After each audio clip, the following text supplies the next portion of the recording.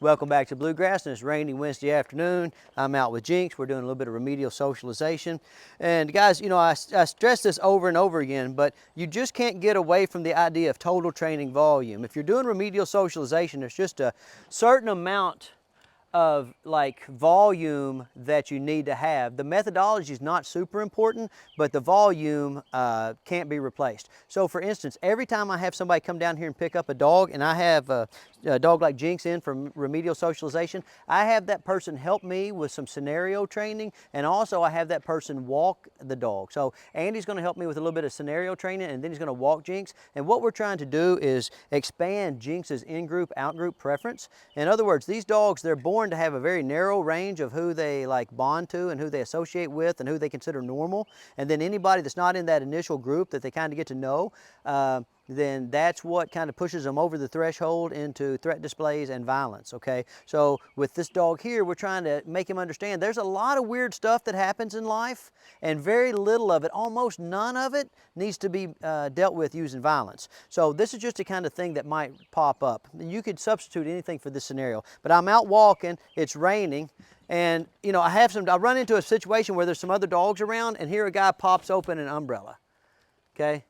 Hey, umbrellas freak dogs out, okay? So like you just always want to be looking for situations where you can expose your dogs to new and novel stimulation and show them that just because something weird happened from their perspective, there's no reason to like have a go to pieces, right? So I'm going to walk on past Andy. Andy's going to go that way. So we had a little traffic jam with the dogs there, and Jinx handled the traffic jam with the dogs pretty well. Andy handled the opening of the umbrella pretty well. Now, just post right up there where you are, Andy. So I'm going to walk Jinx. We're doing our normal pattern. And as I finish coming around the course to where Andy is, I'm just going to just really like kind of subtly hand the leash over to Andy. And so we're going to trade dogs. I'm going to take Andy's dog, and Andy's going to take my dog, and he's going to walk Jinx with an umbrella. So all of a sudden I have this dog who, when he first got here, listen, anything that was different, hackles would go up, he would snip and snap, you know, just have basically a go to pieces. And we've just put him in so many situations that now he pretty much accepts anything, you know. And when I say that, that's not true, right? Okay, he'll never accept things like a lab. He'll never accept things like a golden retriever, but he accepts things to the point to where now he's starting to become manageable. And the more manageable the dog is, the more situations I can put him in. The more situations I put him in, the more manageable he will become, right? We call that learning by doing. So just walk right up here past me, and we'll just trade dogs, Andy. So we're just out and about, okay? Hey, how you doing? I like your umbrella, it's very nice. Would you like to take my dog for a walk? And Andy's going to take off walking. Very nice. I'm just going to kind of stay over here in the background a little bit in case I have to spring into action, protect Andy.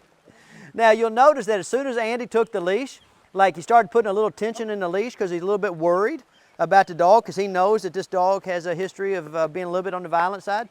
So what I have to do is I have to convince Andy to put a little slack in that lead and to relax a little bit. And then what Andy's going to start to notice is as he relaxes, put you some slack in that lead. As he starts to relax, go ahead and follow Jinx, cameraman.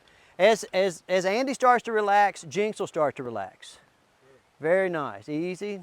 Talk to him, sound nice and calm and confident, Andy. Very nice. Hey, you can kind of shake that umbrella around a little bit. There you go. And you guys can see that little stress reaction on the dog. But the more situations that I put this dog in, okay, the more experience that he has, the easier it's going to be for him to catalog what constitutes a threat versus what doesn't constitute a threat. You'll notice also that it's raining out here.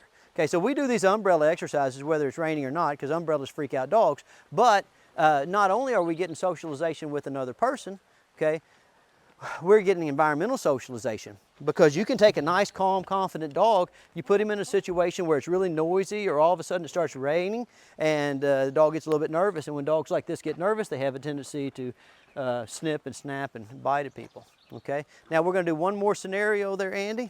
Go ahead and get your dog. Very nice. Okay, so you know, one of the things that's popular to talk about in dog training is like the meet and greets, right? You know, some people like me think you ought to not go out in public if your dog's not friendly and outgoing, and you know, so like I'm not going to externalize the risk of having an aggressive dog onto an unsuspecting public, okay? But you know, for those of you who are going to go out, you got to understand that a lot of people's life experience has led them to believe that all dogs want to kind of interact and have fun and are going to be really friendly. Okay, so one of the things that'll pop up is you're out walking a dog like this who's got kind of a, you know, maybe a short temper, if you want to call it that. He's just quick to engage in violence, okay? And somebody else's dog runs right up to you and like your leashes get tied up together, okay?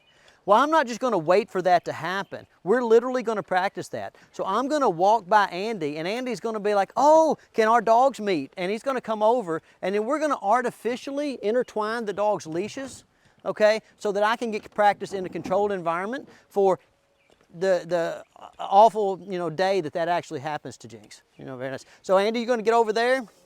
I'm going to come out of these cones. And then you're going to kind of come up on me, and we're going to get the dog's leashes kind of intertwined. Very nice. Now guys, this is pro level training. Don't be going and doing this with your dog that's aggressive. I'm just kind of giving you an idea of what we do. But this is like a worst case scenario, right? Andy comes up to me and he says, oh, hey, I want to, like, you know, I want our dogs to have a meet and greet, and this kind of thing right here happens. Well, when this kind of thing right here happens, look, this dog maybe starts to get a little aggressive. What would you do? Like if this happened, you would panic and bend over and start trying to touch the dogs and stuff, okay? Well, when you bent over, this dog would already be nervous or aggravated because your dog was bothering him. Then you start bending over and you're hectic and frantic, and when you bend over, what's coming with you? The umbrella. It's all together coalescing to cause a big problem. So let's just do it, okay? And I'll keep this guy under control. Good. Get your leash out of there. Very nice. Good. Let's do it. Let's make it a little bit more. Yeah. Okay. Fine. Okay.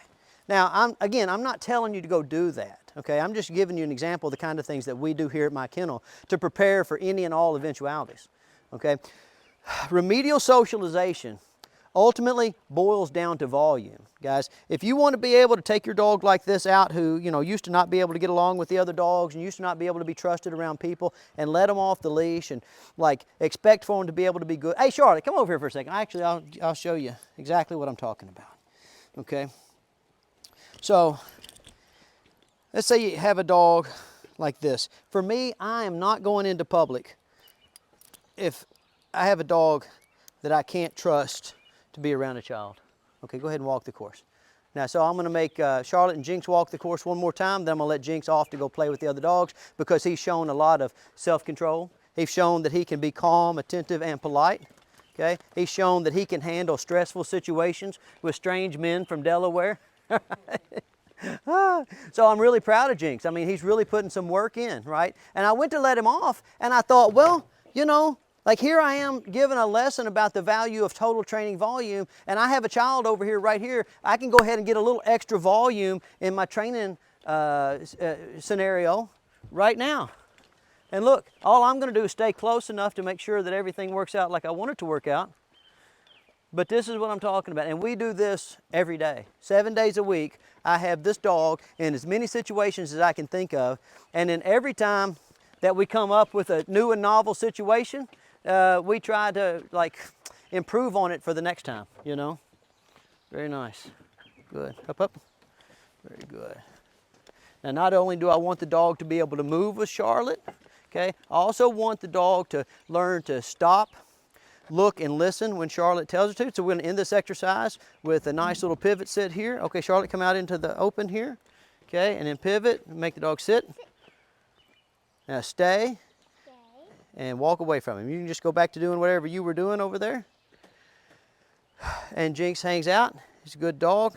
Very nice. Okay. And then I'll let him go play. All right, Jinx, you're a good boy.